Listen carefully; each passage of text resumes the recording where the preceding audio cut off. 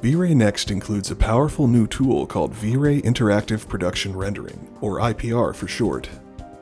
V-Ray IPR can be activated from the V-Ray frame buffer by clicking the teapot with the green arrow. After activating, the button becomes a refresh button.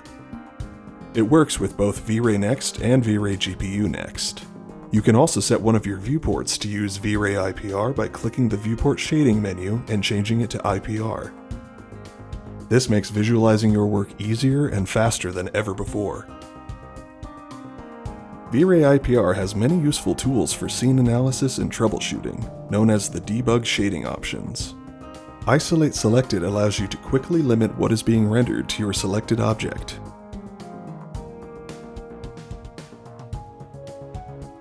You can also use it to render only the objects with a selected material or texture node applied, as well as rendering the individual contribution of a selected light, allowing for much quicker troubleshooting and adjustment.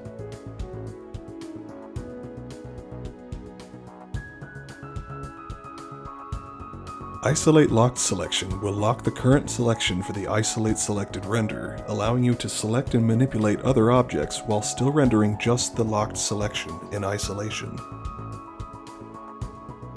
The lighting option will render only the contributions of light within your scene. Ambient Occlusion renders your scene showing the ambient occlusion created by your objects. Wireframe renders your scene with the object's wireframe visible on their surfaces.